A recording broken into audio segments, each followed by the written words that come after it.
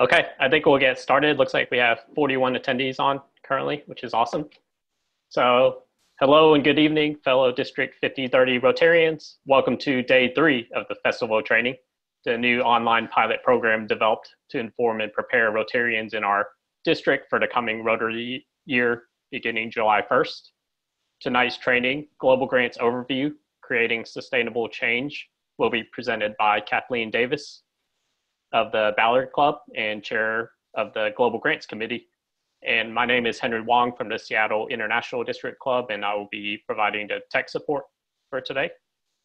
We have some familiar names on this training, but for new attendees, we'll have an intro slide and then we'll do some housekeeping. But we want to start all the presentations with just the vision of Rotary International. So it's always good to keep top of mind. So together we see a world where people unite and take action to create lasting change across the globe, in our communities, and in ourselves. And very fitting for the 2020-21 Rotary theme of Rotary Opens Opportunities. So just a few housekeeping things if you're not familiar with the Zoom platform. So we asked that during the presentation, everyone uses the Q&A box to ask your questions. So it should be on the bottom of your screen. You'll see a Q&A button. If you click on that, you can ask questions.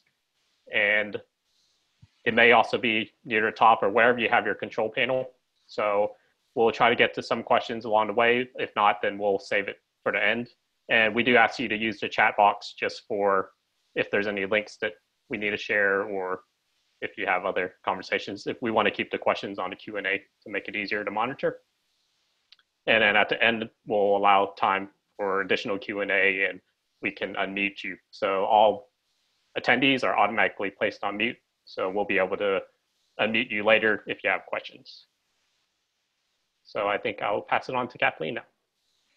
Good evening, and thank you for joining me. So you're giving up a beautiful evening here in Seattle, but we're going to take you to beautiful Guatemala. So we're going to take you on a trip, and we will have you come and you will learn about the Mayan culture, and you'll learn about the Spanish culture. You'll learn about the present culture. You'll see lakes, you'll see volcanoes, all kinds of fabulous things. And then we're going to take a little trip and we're going to climb some of this volcano. And as we're climbing it, we're going to come to some Guatemalan villages, small rural villages way off the path of all those touristy things we just did. And when we come in there, we'll be warmly greeted. We might even be fed. And we will get to know some of those village leaders and the women and the children. And we will notice, and as we dig deeper and get to know them better, that there are certain inequities and things that they lack that are really inexcusable. We will find that we are very upset about that and that we would like to do something about it. So you can see here, we've done a little bit of that study now, and these are the things that the people in this community, in this village, have said that they need most. There are 6 of them, as you can see.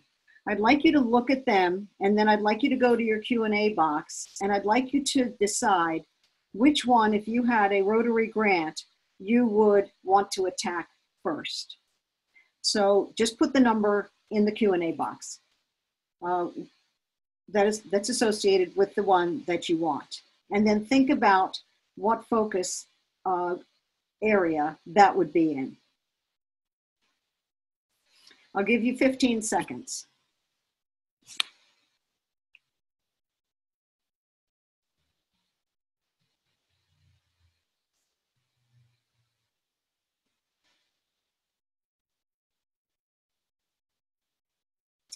Okay, 14, 15, that's 15 seconds. Okay, so now I want you to keep that in mind as we go along, because you're going to be writing this grant, and then you'll be able to know what you're writing about. Why is it not progressing? Okay, so here's the 6 areas of focus, and hopefully you knew what they were, and hopefully you have chosen one for your project, so keep it in mind. All right, if you went to my talk on Tuesday, you'll know that there are 4 ways that you can fund your project through Rotary, and I'll just review them for everybody. One is the obvious one, a direct grant. You collect some money, you decide, and with the community that they really need some desks and chairs in the school. And so you collect some money, you send it directly to the school, no strings attached, no rules. You write up your own contract with them, if you even write up a contract. Secondly, you can partner with another organization that may be working in that community so that you can learn from what they're doing and partner and complement what they're doing. You can also get to know the local Rotary Club down there so that you can see what other places are already doing grants in that area, and then you could partner with them. And lastly, you can do your own grant with them, which of course is what we're talking about tonight. You can do a district grant or a global grant. Remember that your district grants can be local or global. So the main difference has to do with the amount of money, and then these other things that you probably already know about and we'll go into some detail about.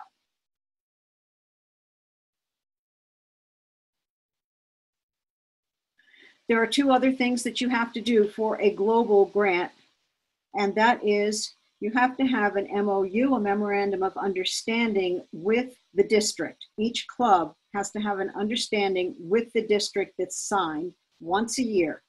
And that is on a website that I'm about to show you. It's also, of course, on the My Rotary website, the district website. And it basically says that when you do a grant, that you are responsible for implementing it and you are responsible for the money. And that is signed each year with the new district president. So it's your job, if you want to do a grant, or your international service chair's job, to find that piece, that form, send it to your president, make sure he signs it or she signs it, because that new president has about a gazillion million emails already and won't notice it. The other thing is you have to be trained, and this is a training. So if everybody who's in this class gets credit for that training, you have to have 2 people taking one of the 4 grants classes from your club to do a training. It said that this was only going to count a third, but we reevaluated and decided that this is such a cool lecture, it'll count for the whole thing. Now, this is the go-to website.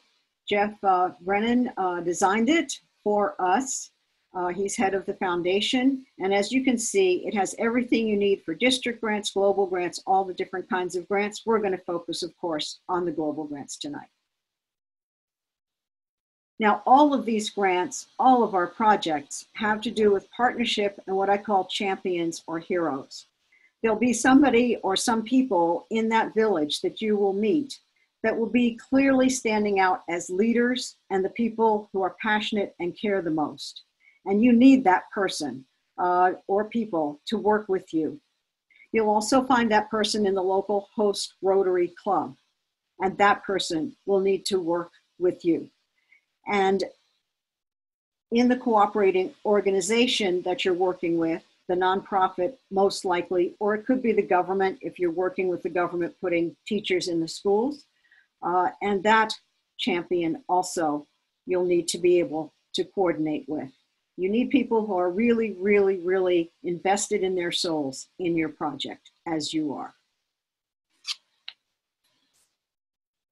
You also can partner with other districts. So, for instance, we have a water project in Guatemala that is headed by a group, a club in Connecticut, and some of the clubs in 50/30 are partnering with it. So we match those two. We match those, the district matches those, Rotary International matches those. So partnerships, and then maybe you're writing your own. Every single global grant has to have a formal community assessment. Frequently, this is done by the nonprofit or the nonprofit with the host Rotary. But it starts with the community. What is it that they want? You might think their biggest need is water, but they might think their biggest need is a clinic. Then you're going to start with a clinic. Or maybe they want indoor cooking stoves that don't fill them up with smoke. You have to really listen to what they want the most, because then they will preserve it and it will be sustainable. Makes sense, right? So this community assessment has a special form, and you have to fill it out. How did you involve the community? You're going to be writing about that in your global application. So you have to have done this work before you even start your application. You have to know what they want. So what do the beneficiaries have to do? What do they have to do in that community? They have to prioritize what they want. If they have those 6 needs and probably many more, they have to say, well, I want to work on this first, and they have to agree as a community. Then they have to present some kind of plan about how they're going to get there. And then they have to propose it to you or the non-governmental organization or to the host Rotary.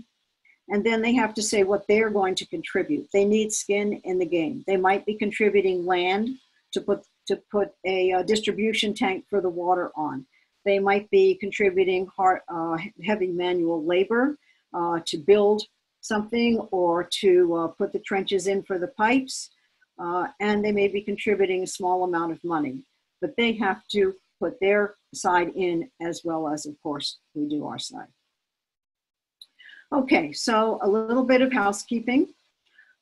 There is a special form, a Global Grant Committee proposal form, which is on that same website that I showed you, 5030 Grants. And when you have together what you're going to do, you might want to start with that form if you haven't done a Global Grants application before. It is a short form for the big form. And it has the same questions, but only less of them. And if you cannot answer the questions on this form, you cannot do a global grant yet. You don't have enough information. And if you do fill that out, then you'll be able to just clip and paste it into the formal application. So there's no extra work with it, but it's a good guideline for where you can start. In the end, before you submit your application, you're going to run it by my committee, the Global Grant Committee, because we will then decide how much matching funds we can give you, and we will also give you advice about how what might be missing that the Rotary Foundation is going to want for you to be successful with your grant. Okay, now you're ready. What are you going to do? You're going to go to myrotary.org. There's a horizontal menu bar, says Rotary Foundation. You're going to go to Global Grants, and then there's a Start Your Grant place. Excuse me. And that's the first page. You'll put your name of your project here, and then you'll just go down all these different kinds of things that you have to fill in page after page. You will have a grant number up here once you've put your committees in. And that's the one you should refer to anytime you're trying to find out anything about your grant, or you want to go back to your grant, or you want to email us about your grant. Try and use that number so we can track it. Most important thing on this page is over here where this great big arrow is. That's a hint. And here are hot links for every single thing you could possibly need, all the information you need, all the forms you need, all the supplementary information you need to submit. These are all hot linked over here. So when it asks you about life cycle, when it asks you about a calculator, whatever it is, you can just click on that. It's also got the community assessment forms, the teaching forms, all the forms you need right there on every single page of the grant. These are the must-reads. The Guide to Global Grants will give you all the rules. The community assessment tool is there. We talked about it.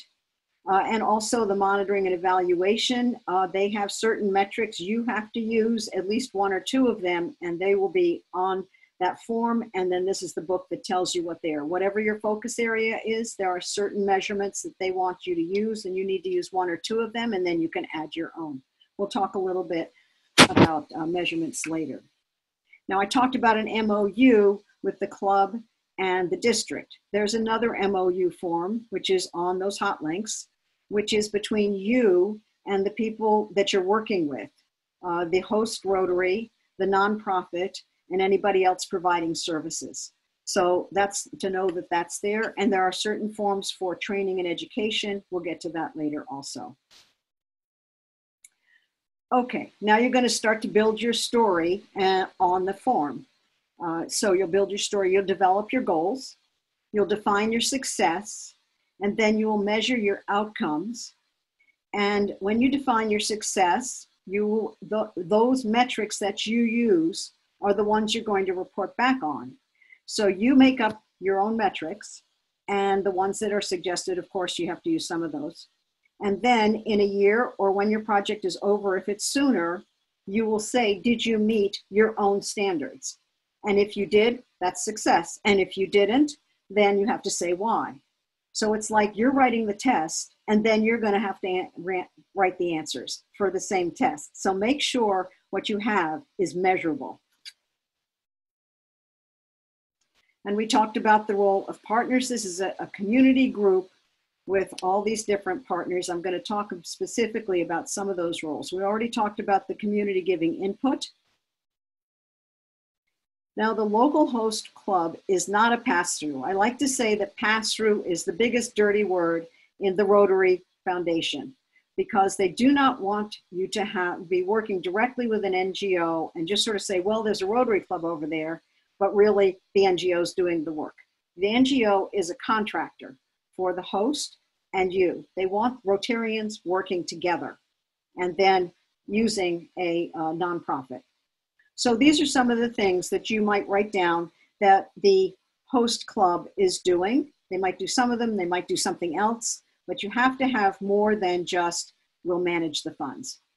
Likewise, for the international club, it's not just a fundraiser. You need to be involved. You need to write down where you've seen it, how you heard about it, how you have involvement with that host Rotary Club or the community. You've been there or somebody has been there. You might be managing the funds. The host club might be managing the funds. Here are all different kinds of things that you might be doing that you're going to write in there, and maybe some other things.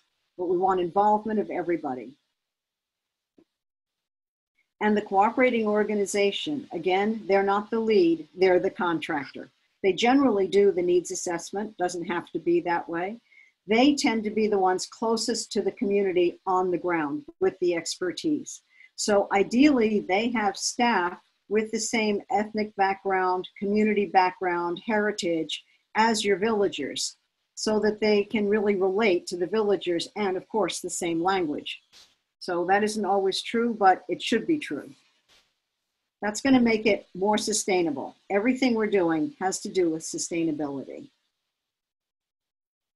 We talked about the memorandum of understanding. There can be more than one. There is one that's between you, the host company, and club, and the cooperating organization or government entity that you're working with.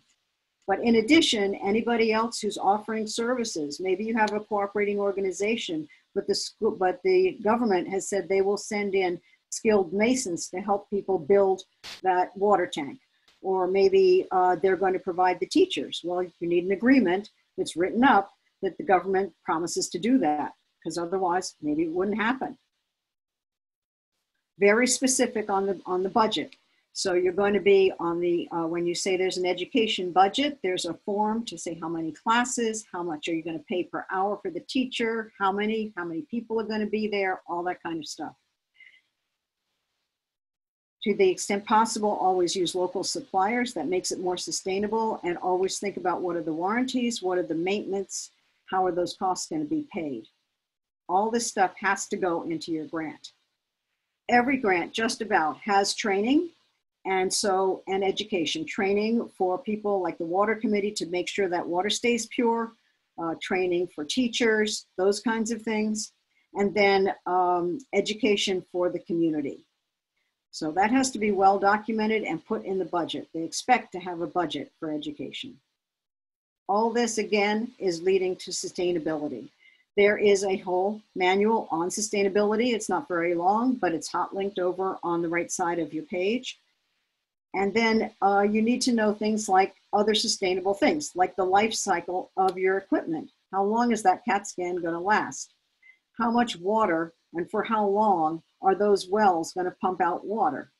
And then there's a fudge factor. Your water engineer can fudge in if the population grows by a certain amount over the next 10 years, 15 years, will it still be pumping water for that many more people?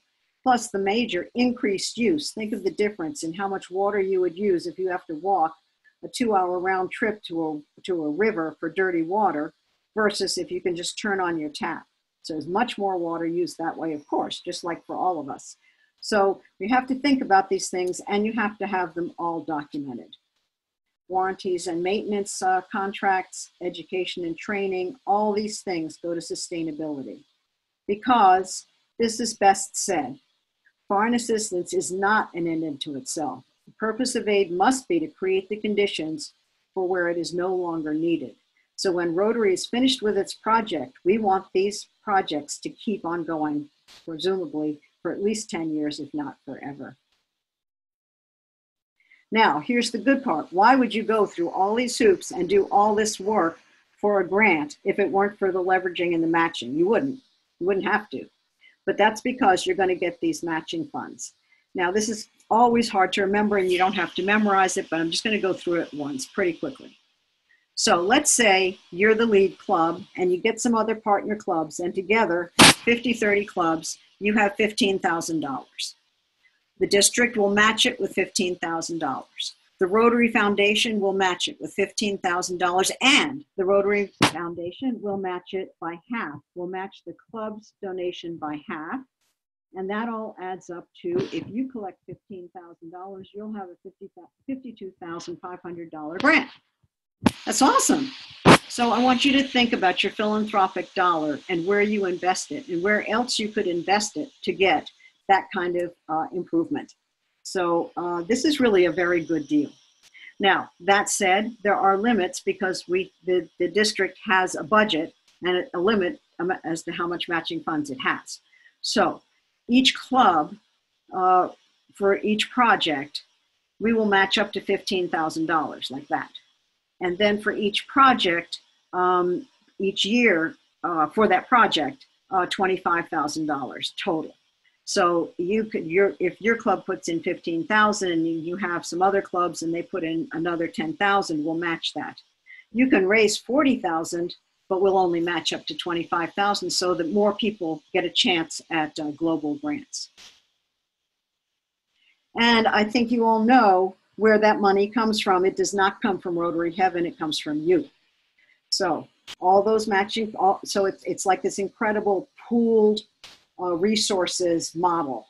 So you are going to be giving to every Rotary every year. Everybody in your club hopefully can give to every Rotary every year. And then they keep it for 3 years, hopefully makes the money off it, and then it comes back into matching funds. So the more you give, the more you get. Now, in the end, you're all written up, you have your commitments for your funding. You don't have to have the money, but you have to have the commitment that you're going to get the money. Your host club and you have agreed no more edits. It's absolutely perfect. Then make sure it has been through our Global Grant Committee so that we have agreed on the DDF on the amount of matching we can give you. Otherwise, it's not going to go through. And then you hit that submit button, which is a really exciting moment.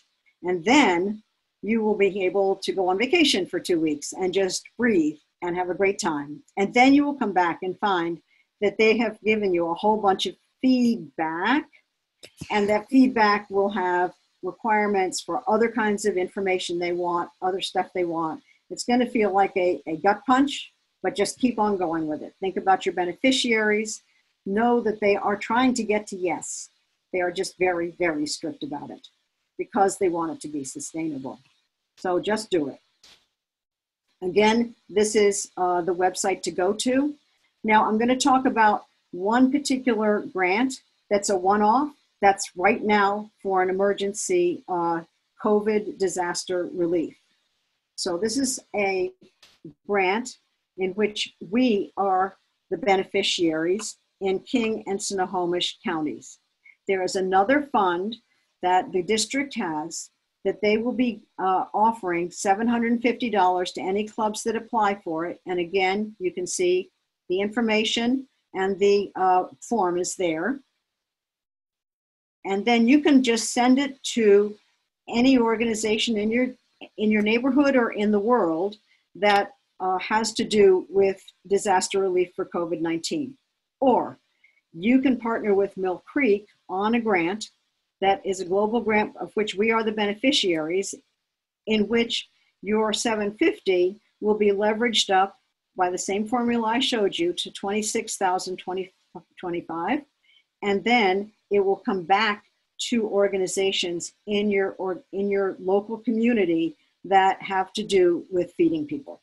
So the soup kitchens and the food banks and so on and so forth. So this is actually very powerful use of your money, but it may be that you want to do a direct grant. These will run out. So you might want to get on this pretty quickly. And again, that information is on that website. Lastly, we are here to help you. So contact us. We like to be mentors. We like to teach. We think we have a fair amount of experience. We've certainly struggled through global grants, all of us. And so we're there for you. I have one last thing I want to say.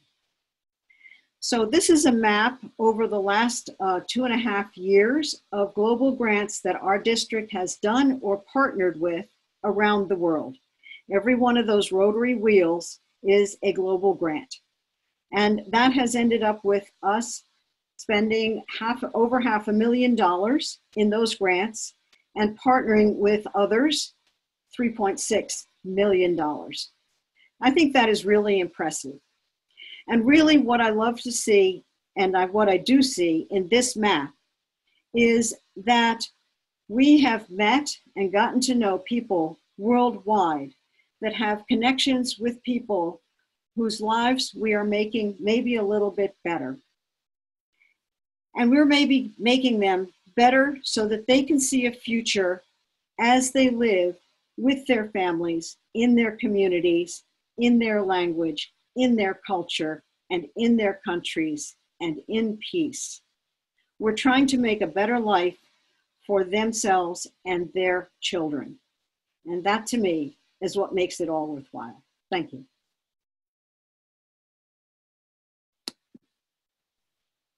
Thank you, Kathleen. And do you want to mention the Saturday workshop before we get to the questions? Sure. So on Saturday, so if I've convinced you that you want to be writing a global grant and you want really the details, I'm going to take people, it's like a workshop, and I'm going to just go right through the grant itself. So if you're writing a grant and you're struggling, or even if you just want more information because you think in the next year you want to write a grant, then you should come to that workshop. It's at 10 o'clock on Saturday. And it says 90 minutes. There's no way I'm going to take 90 minutes. We should be able to be done in less than an hour. And we should be able to do questions and answers all the way through. So if you're writing a grant or think this year you want to write a grant and you want to know the details of that global grant application, that's for you. And if you're already accomplished in global grants or you're not going to write a global grant, you don't need to come. Thank you. Awesome. So I'm going to get to some questions now, and then I'll get to the hand raised people. I'll let you talk. So one question in the chat was, is there a separate MOU for each entity? So one MOU for the host club, you, and the nonprofit. You could probably stick some other entities on that same piece of paper, but then they're all signing the same thing. So sometimes it's easier to do separate ones. But anybody who's promising to offer services that your grant is dependent on. Awesome. And then it's in the Q&A box. And if you have questions, feel free to type them into the Q&A box, or you can use the raise your hand function, and I'll actually let you ask your question live shortly. So we have a question from Kay Peterson. Does the global grant require coordination with another Rotary club in that country? Yes. A global grant is always between two clubs, an international club and a host club, always. From John Burke, I believe this is just I think experience feedback, but my experience in, John Burke says, my experience in Guatemala revealed that the host club was often on the East Coast of Guatemala and was pretty distant. The Mayan community is a whole different world from those clubs. The Peace Corps people were a great resource. So I'll just comment that the Rotary Foundation really looks at how close the Rotary host club is to the community that you're working in. And if it is a long way away, maybe that's changed since, John, you did that, but it's really a requirement that they be pretty close. So you really can't just hang around with the people in the capital and then go way out in the hills, because they know that that host club's not going to be really involved if it's too far away. they will ask you the distance. Okay. We have two more Q&A, and then I'm going to get to Mike and Nancy with their hands raised. Howard asks, COVID-19 relief funding, is it available for international COVID-related issues? So the $750 is. And then from Nancy, if our club opted to keep the $750 COVID emergency grant for local needs, is there a way for individual Rotarians to give and have the gift matched 2.5 times? I'm thinking yes. specifically money refunded from the district conference. Oh, sure. That's a great idea. So yes, absolutely. So you could donate that to your foundation, and then that can partner with Mill Creek. Mill Creek is the lead on that on that grant. So yes, just put it in your foundation specifically for that grant, and let Mill Creek know that you want to partner. Yes, for sure. Perfect. And then I'm going to get to Mike Montgomery. I'm going to allow you to speak for your question. You are. No, I'm good. Nice presentation, Kathleen. Okay. Thank you. Thank you, Mike. Nancy, feel free to unmute yourself. Kathleen, does a letter of commitment suffice between the host and the international club, or do they have to have an MOU? So I think you'll probably get in trouble unless you do the MOU, unless you have a really good reason.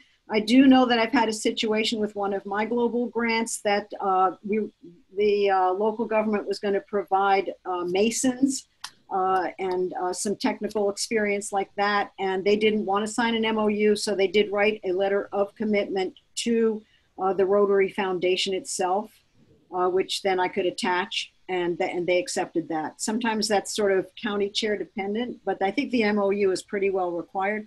But you know, if they don't want to sign the MOU and they want to have the same information in another form, I think you could talk to the country chair about that. Thank you. Mm-hmm. All right. So it looks like we're a little past time. So if anyone needs to jump off, this will be recorded, but we'll stick around for a couple more minutes and see if any other questions come in. So again, if you want to ask a question, just type it into the Q&A box, or if you click the raise your hand button, we can see that and allow you to ask.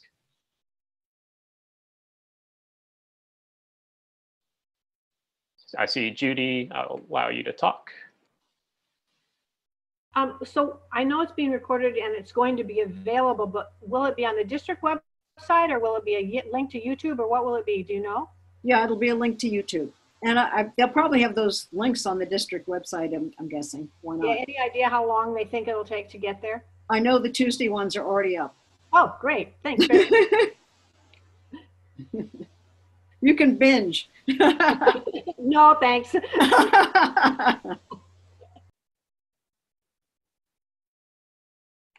Mike, did you hit the raise your hand again? No. Or is that? Oh, sorry. No, I didn't have anything. Okay. I guess I did have one quick question that had to do with the memorandum of understanding. In the past, it required a signature of the current president and the president-elect, because right. It was very often that by the time something happened, it wasn't the person who signed it was no longer in the club or something like that. Do those requirements still exist? I actually haven't looked at it recently, but I think so. Okay. I think so. And if you don't have a president-elect at the time, then maybe somebody else who's likely to stick around. Yeah. Okay. Just curious. I hadn't been at it for a long time, so thank you. Yeah, sure. John Burke, you have a question?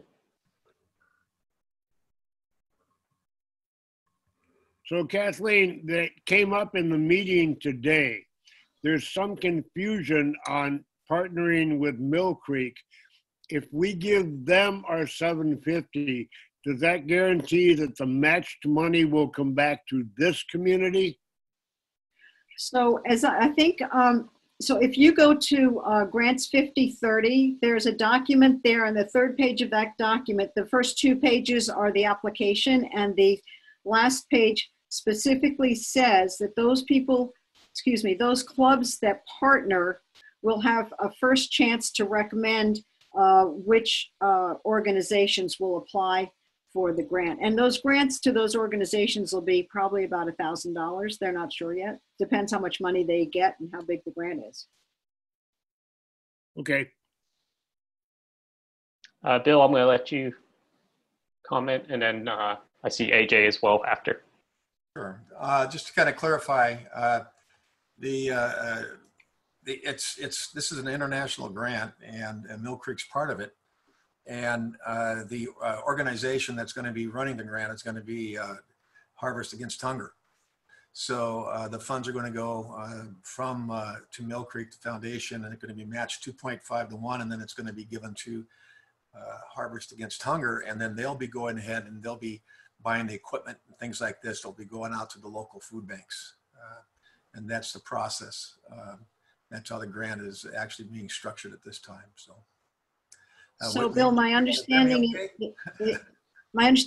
is that then, like a local food bank can apply to Harvest Against Hunger and say, I need a refrigerator, I need a this or that. Exactly, and more importantly, if your club really has donated to it, it's always nice to say, can you go ahead and apply these funds to the local food bank that your club has donated to, Right. So, for instance, Auburn, if they donate $750 to it, it'd be 2.5 to 1 match. And then if they say Auburn says we have a food bank down here, can you make sure they're looped in? And so David Bobanek with the Harvest Against Hunger would do the best to make sure that happens. So, yeah. Exactly. It's really well explained on that document on the website, 5030 Grants. Good. Thank you. Mm-hmm. Thank you, Bill. And AJ, I think I saw your hand go back down, but I'm going to allow you to talk just in case it was, okay. You can unmute yourself now. Hello, Kathleen. So I'm a road tractor from Nepal, and I just wanted to ask, so for this COVID-19 grant, which you mentioned, $750, so are the road tractors from all the Rotarians from other districts are also allowed to apply for the grant, or only the road tractor from district 5030 are allowed for that? I think that the 750 is for the 5030 clubs, but Bill, you could say differently if it's not true.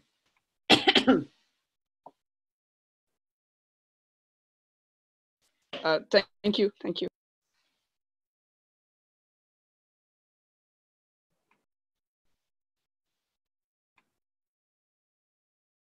Okay. Awesome. Well, you have a nice evening. The sun is still out, and enjoy it coming back from Guatemala. Good night. Thank you all.